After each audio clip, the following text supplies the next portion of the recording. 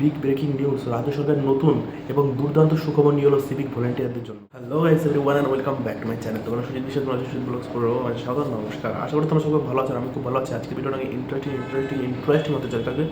Title সামনে দেখতে বুঝে গেছো, রাজ্য সরকার নতুন এবং দুর্দান্ত সুখবর নিয়ে এলো সিভিক ভলেন্টিয়ারদের জন্য।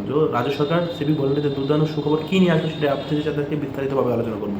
ঠিক আছে, তো আমার চ্যানেলকে সাবস্ক্রাইব করতে সাবস্ক্রাইব বেল আইকনটা প্রেস করে নিন। চলুন বেশি কথা না বলে চলে যাবে ডাইরেক্ট বিজনেস। তো গাইজ, ভিডিওটা শুরু করার আগে আপনাদের কথা বলতে যাই, মাননীয় মুখ্যমন্ত্রী নবান্ন থেকে এইমাত্র ঘোষণা, রাজ্য সরকারের নতুন এক দুর্দান্ত মমতা ব্যানার্জি কী এমন ঘোষণা করলো সিভিক ভলেন্টিয়ারদের জন্য, সেটাই আপনাদের সাথে আজকে বিস্তারিতভাবে আলোচনা করবো। ভিডিওটা একদমই স্কিপ করবেন না, কিছু একদম বুঝতে পারবেন না। ঠিক আছে, তো ভিডিওটা তো গাইস, আমি আছি এখন টিভি স্ক্রিনের সামনে। তো রাজ্য সরকার নতুন এক দুর্দান্ত সুখবর নিয়ে এলো সিভিক ভলেন্টিয়ারদের জন্য। জেনে নিন কী সেই খবর। থানার পুলিশের পর আমাদের এই পশ্চিমবঙ্গের যদি কোনো লেভেলে পুলিশ সব থেকে বেশি পরিশ্রম করে থাকে, তাহলে সেটা হলো রাজ্যের সমস্ত সিভিক ভলেন্টিয়াররা। কেননা এই সিভিক ভলেন্টিয়াররা সকাল থেকে রাত পর্যন্ত, অর্থাৎ এক কথায় বলতে গেলে সবসময় পুলিশকে তাদের নিত্যদিনের সমস্ত রকম কাজ সহায়তা করে থাকে।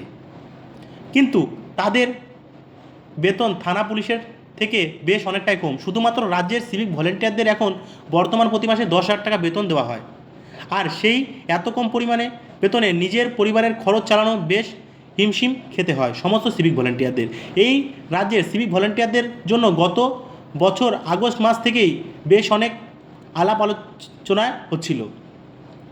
2011 সালে রাজ্য জুড়ে পুলিশকে সাহায্য করার জন্য এই নতুন পদের সৃষ্টি করেছিল মুখ্যমন্ত্রী মমতা বন্দ্যোপাধ্যায় আর রাজ্য সরকার।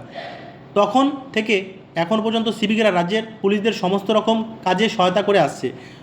এখন বর্তমানে এই রাজ্য প্রায় 1,03,000 সিভিক ভলেন্টিয়ার কাজ করছেন। আর এই সমস্ত কারণেই জন্যই রাজ্য সরকারের বিভিন্ন সিভিক ভলেন্টিয়ারদের জন্য এক নতুন সুখবর নিয়ে এলো। তাহলে চলুন দেরি না করে সমস্ত বিষয়টা একটু দেখে নিন বিস্তারিত। মুখ্যমন্ত্রী নতুন কী সুবিধা নিয়ে এলেন সিভিক ভলেন্টিয়ারদের জন্য দেখুন।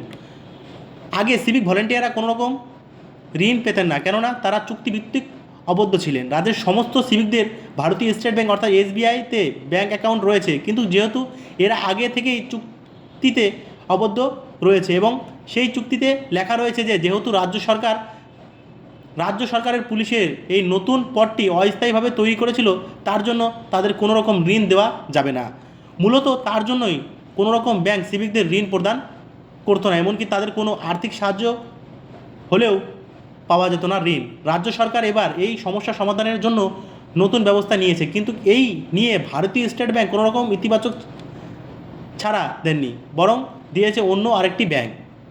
আর রাজ্য সরকারের এবার নতুন এক চুক্তির মাধ্যমে রাজ্য সিভিক ভলেন্টিয়ার 1 লক্ষ টাকা পর্যন্ত ঋণ সুযোগ করে দেবে। কিন্তু ঋণ পেলে অবশ্যই সিভিক ভলেন্টিয়ার সেই মূল্যের কোনো জিনিস বন্ধক রেখে আসতে হবে সেখানে, যেমন ধরুন বাড়ি কিংবা জায়গার দলিল, গহনা ইত্যাদি। আর আরেকটি গুরুত্বপূর্ণ এর মধ্যে খরচ হলো যে এবার থেকে আর SBI সিভিক ভলেন্টিয়ার বেতন অ্যাকাউন্টে পরিচালনা করবে না, কেননা নতুন চুক্তি অনুযায়ী সমস্ত সিভিক ভলেন্টিয়ার বেতনের জন্য নতুন ব্যাংক অ্যাকাউন্টে খোলা হবে।